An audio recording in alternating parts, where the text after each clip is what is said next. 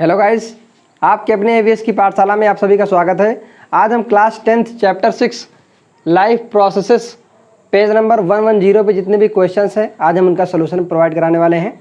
I hope कि आपने page number 105 यानी पेज नंबर 105 के क्वेश्चंस के आपने सोल्यूशंस देख लिए होंगे। अगर आपने उस वीडियो को अभी तक नहीं देखा है तो उसका लिंक आपको डिस्क्रिप्शन बॉक्स में मिल जाएगा या फिर ऊपर आई बटन में आप जा करके देख सकते हैं। ठीक है, तो चलिए आज का पहला क्वेश्चन देखते हैं। What are the components of the transport system in human beings? What are the functions of these components?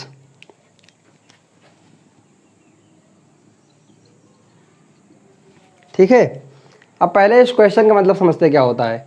Question का मतलब ये है कि जो हमारे शरीर में, ह्यूमन बींग्स के शरीर में जो परिवहन तंत्र होता है उसके मेन कंपोनेंट्स कौन कौन से होते हैं, पहले इसके बारे में जानेंगे। उसके बाद उन कंपोनेंट्स का वर्क क्या है, फंक्शन क्या है हमारी बॉडी में, फिर इसके बारे में हम जानते हैं। ठीक है, तो देखते हैं। The main components of the transport system in human beings are heart, ये चीज heart, blood vessels and platelets. ये चार जो ट्रांसपोर्ट सिस्टम के कंपोनेंट्स होते हैं। ठीक है, पहला है हार्ट, दूसरा है ब्लड, तीसरा है ब्लड वेसल्स और चौथा है प्लेटलेट्स। ठीक है, अब इनका हम फंक्शन समझेंगे, इनका फंक्शन क्या होता है। तो पहले एक हम एग्जांपल लेते हैं। जैसे मान लीजिए हम एक खेत में पानी लगाते हैं तो गांव में होता क्या है, एक ट्यूबवेल होता है। ठीक है, जहाँ से पानी निकलता है, यहाँ एक वाटर का क्या होता है, सोर्स होता है, और वहाँ से एक नाली होती है जो खेतों तक जाती है। उस नाली के माध्यम से वाटर बहता हुआ खेत तक जाता है। तो पहले सबसे पहले हम देखते हैं कि जो हमारा शरीर है यानी जो हमारी बॉडी है उसमें जो हमारा ट्यूबवेल का काम करता है वो है हार्ट। ठीक है, तो हार्ट पहले देखते हैं, हार्ट का कार्य क्या होता है।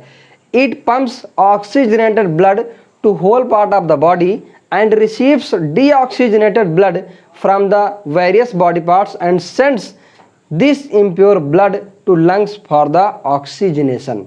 अब इसका मतलब क्या है, जो हमारा हार्ट होता है, ह्यूमन बॉडी में जो हार्ट होता है उसके 4 चैम्बर होते हैं और 4 चैम्बर में 2 चैम्बर में उसका जो ऑक्सीजनेशन लंग्स के पास जाता है ब्लड, तो उसका ऑक्सीजनेशन होता है। ऑक्सीजनेशन होने के बाद हमारे ब्लड में हमारे हार्ट में आता है और हार्ट इसको पंप करता है पूरे बॉडी में, यानी पूरे बॉडी पार्ट्स में ब्लड को पंप करता है हार्ट।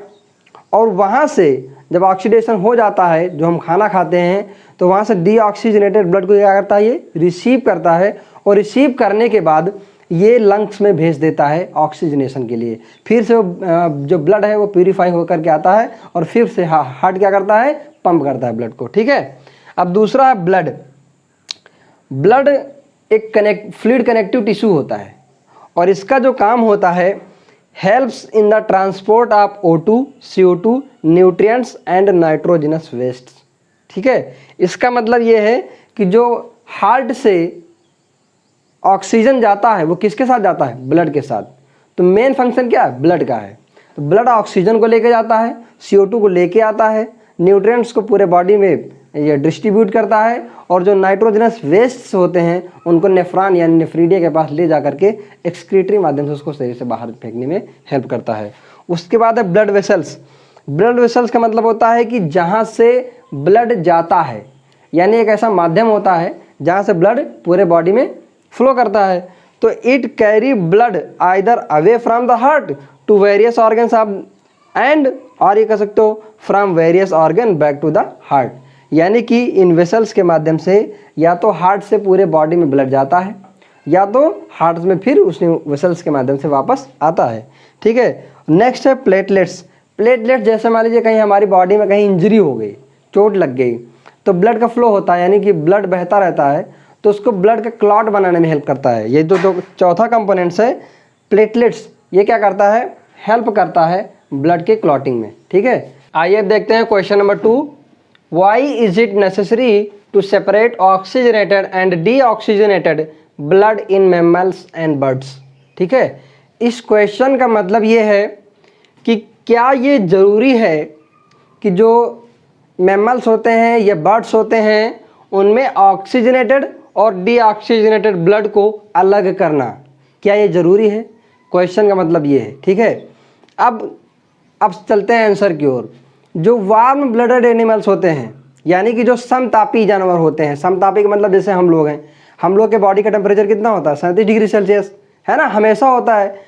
तो जो हम लोग होते हैं तो हमको ज़्यादा एनर्जी चाहिए अपने जो हमारी बॉडी है इसकी टेम्परेचर को मेंटेन करने के लिए हमें ज़्यादा एनर्जी चाहिए। और ज़्यादा एनर्जी चाहिए उसके लिए क्या करना पड़ेगा, हमको ज़्यादा ऑक्सीजन चाहिए, क्योंकि रेस्पायरेशन प्रोसेस होनी है। और रेस्पायरेशन प्रोसेस क्यों जरूरी है, क्योंकि जो हम खाना खाएंगे उसका ऑक्सीडेशन होगा, उसके बाद क्या मिलेगी, एनर्जी। तो वही एनर्जी, ज़्यादा एनर्जी चाहिए हमको अपने जो बॉडी है इसकी टेम्परेचर को मेंटेन करने के लिए, ठीक है। जैसे मान लीजिए जब गर्मी का सीज़न आता है तो हम लोग क्या करते हैं, घर में एसी ऑन करते हैं, कूलर, है ना, पंखे लगाते हैं। तो क्या करते हैं, अगर हमारी बॉडी का टेम्परेचर बढ़ गया है तो उसको हम कूल करते हैं, क्या करते हैं, कूल करते हैं, कूलर ऑन करके, है ना। उसी तरीके से जैसे मान लीजिए कि ठंडी का मौसम आ गया तो हम लोग क्या करते हैं, स्वेटर वगैरह पहनते हैं, रंगीन कपड़े पहनते हैं, ठीक है। तो ये सब क्या है, हमारी बॉडी के टेम्परेचर को मेंटेन करता है, ठीक है। तो अब यहाँ पे देख लेते हैं answer. Warm blooded animals such as mammals and birds maintain a constant body temperature, यानी अपने बॉडी का टेम्परेचर क्या करते हैं, कांस्टेंट रखते हैं, सेम रखते हैं हमेशा, by cooling themselves when they are in a hotter environment, यानी कि जब वो गर्म स्थान पे जाते हैं तो अपने बॉडी क्या करते हैं, कूल करने के लिए कुछ ना कुछ व्यवस्था करते हैं। And by warming their bodies when they are in a cooler environment, क्या करते हैं, जब ठंडे मौसम में जाते हैं तो अपने बॉडी क्या करते हैं, गर्म रखते हैं, गर्म वातावरण क्रिएट करते हैं। Hence these animals require more oxygen for more cellular respiration, respiration होगा तभी तो एनर्जी मिलेगी, ठीक है। So that they can produce more energy to maintain their constant body temperature. और इसीलिए हमें ऑक्सीजनेटेड और डीऑक्सीजनेटेड ब्लड को सेपरेट रखना बहुत ज़रूरी है, ठीक है। अब देखते हैं question number 3। What are the components of the transport system in highly organised plants. इस क्वेश्चन का मतलब ये है कि ऐसे प्लांट्स जो ज़्यादा विकसित हैं, जैसे कि एंजियोस्पर्म्स और जिम्नोस्पर्म्स, ठीक है, तो उनमें किस तरीके से ट्रांसपोर्ट होता है। जो प्लांट्स में फूड बनता है और जो रूट्स के थ्रू वाटर जाता है, तो ये किस तरीके से होता है, आइए इसको समझते हैं, ठीक है। कौन कौन से कंपोनेंट्स हैं जिनके माध्यम से वाटर और फूड ट्रांसपोर्ट होता है प्लांट बॉडी में। तो आइए देखते हैं आंसर की ओर। In highly organised plants, highly organized plant means gymnosperm and angiosperms या फ्लावरिंग प्लांट्स कह सकते हो। There are 2 different types of conducting tissues, जिन्हें बोलते हैं जाइलम एंड फ्लोएम।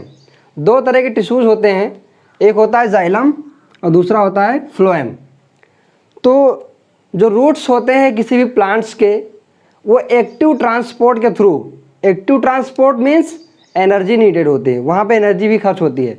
तो एनर्जी जब खर्च होती है तो जो रूट्स होते हैं और जो सॉइल पार्टिकल्स होते हैं और रूट की जो टिप होती है, वहाँ से क्या होता है, एक्टिव ट्रांसपोर्ट के थ्रू वाटर क्या करता है, अपटेक किया जाता है बाय द प्लांट। और वो किसके थ्रू होता है, जाइलम के थ्रू होता है, ठीक है। तो यहाँ पे जाइलम का कार्य देख लेते हैं। What is the function of xylem.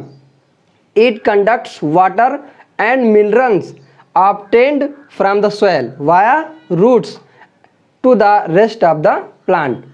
Roots के थ्रू वाटर को अपटेक किया जाता है by the active transport and इसको डिस्ट्रीब्यूट किया जाता है whole part of the body, किसके, प्लांट्स के, ठीक है। अब फ्लोएम का कार्य देखते हैं। What is the function of phloem. जो लीव्स होती हैं ग्रीन प्लांट्स की, तो वहाँ पे होता है एक प्रोसेस जिसे बोलते हैं फोटोसिंथेसिस। आफ्टर फोटोसिंथेसिस क्या होता है, फूड का प्रिपरेशन होता है। जब फूड का प्रिपरेशन हो जाता है तो डिस्ट्रीब्यूशन के लिए कुछ टिश्यूज होती हैं जिन्हें बोलते हैं फ्लोएम। इन फ्लोएम के थ्रू पूरे बॉडी यानी पूरे जितने भी प्लांट्स के पार्ट्स होते हैं, पूरे प्लांट के पार्ट्स में फ्लोएम के थ्रू उस भोजन को यानी उस फूड को डिस्ट्रीब्यूट कर दिया जाता है। It transports amino acid food materials from the leaves to the different part of the plant body, ठीक है। आइए हम देखते हैं question number 4। How are water and minerals transported in plants, यानी कि वाटर और मिनरल्स किस तरीके से प्लांट में ट्रांसपोर्ट किया जाता है, ठीक है। अब जैसे एक प्लांट है और उस प्लांट्स में रूट्स हैं, स्टेम्स हैं, लीव्स हैं, ठीक है। तो लीव्स में क्या होते हैं, उसके जो लोअर सरफेस होती है उस पर क्या होते हैं, स्टोमेटा होते हैं, ठीक है। और स्टोमेटा में जब वाटर स्टेम्स के थ्रू लीव्स में जाता है तो लीव्स में क्या होता है, ट्रांसपिरेशन होता है, जिससे बहुत सारी एक्टिविटी प्लांट्स की चला करती हैं। अगर ट्रांसपिरेशन ना हो तो वाटर प्लांट के लिए कोई भी काम का नहीं रह जाएगा। ठीक है, तो जो स्टोमेटा होते हैं उनके थ्रू ट्रांसपिरेशन एक प्रोसेस होती है और वाटर वेपर के रूप में एटमॉस्फेयर में चले जाते हैं। ठीक है, जब एटमॉस्फेयर में वाटर चला जाता है तो क्या होता है, प्लांट में होती है वाटर की कमी। तो वाटर की कमी होती है तो जो रूट्स होती हैं प्लांट्स की, रूट से लेकर स्टेम और लीव्स में कुछ सेल्स होती हैं, कुछ टिश्यूज होती हैं जिनको कहा जाता है ट्रैकिड्स या वेसल्स कह सकते हो। ट्रैकिड्स और वेसल्स होते हैं, इनको जाइलम टिश्यू कहा जाता है। और ये जो जाइलम टिश्यू होती है एक दूसरे से इंटरकनेक्टेड होती हैं, लीव्स से लेकर के रूट्स तक।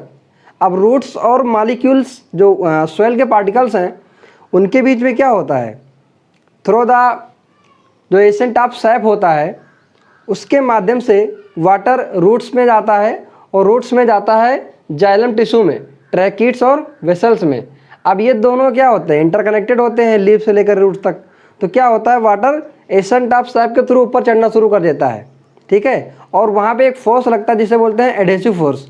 इस एडहेसिव फोर्स की वजह से अब रूट से पानी आ रहा है और लीफ से पानी एटमॉस्फेयर में जा रहा है वेपर रूप में। ठीक है, तो क्या हो रहा है कि उधर पानी निकल रहा है, इधर से क्या हो रहा है, ऊपर की ओर जा रहा है। और इस तरीके से मिनरल्स का और वाटर का ट्रांसपोर्ट हो जाता है पूरे प्लांट में। ठीक है, अब देखते हैं, इसको आप नोट भी कर सकते हो। The components of xylem tissue, tracheids, vessels of roots, stem and leaves are interconnected to form a continuous system of water conducting channels that reaches all parts of the plant. Transpiration creates a suction pressure as a result of which water is forced into the xylem cells of the roots. Then there is a steady movement of water from the root xylem to all the parts of the plant through the interconnected water conducting channels. आइए अब हम देखते हैं next question, question number 5, how is food transported in plants. जैसा कि अभी हमने देखा कि रूट्स के माध्यम से लीव्स तक, यानी कि रूट्स से लेकर लीव्स तक वाटर कैसे जाता है।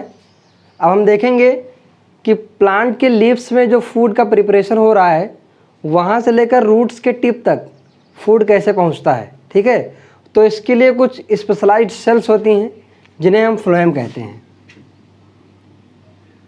और अभी थोड़ी देर पहले हम बता चुके हैं कि जाइलम और फ्लोएम ये ट्रांसपोर्ट का काम करते हैं जो हायर प्लांट्स होते हैं। ठीक है, तो ये सेल्स होती हैं, ये भी टिश्यूज ही होते हैं। अब जो प्लांट्स में जो लीव्स हैं उनमें जो फूड का प्रिपरेशन हो रहा है, अब रूट्स के थ्रू वाटर जा रहा है, यानी कि पानी कहाँ जा रहा है, लीव्स में जा रहा है। तो लीव्स जैसे ही सेल्स में इंटर करता है, वेंस के थ्रू जो वेसल्स होती हैं, ट्रैकिड्स होती हैं, वहाँ से जैसे ही सेल्स में ट्रेवल करता है वाटर, तो वहाँ पे क्या है, फूड है। फूड का मतलब समझ सकते हो ग्लूकोज या फिर आप सुक्रोज समझ सकते हो, प्लांट्स में जो स्टोर होता है सेल्स में। तो सुक्रोज वो क्या करता है, वहाँ पे ऑस्मोटिक प्रेशर एक क्रिएट होता है और ऑस्मोटिक प्रेशर क्रिएट होने की वजह से वो फ्लोएम टिश्यू में आ जाता है, वो जो भोजन होता है, जो फूड का प्रिपरेशन हुआ है अभी भी लीव्स में।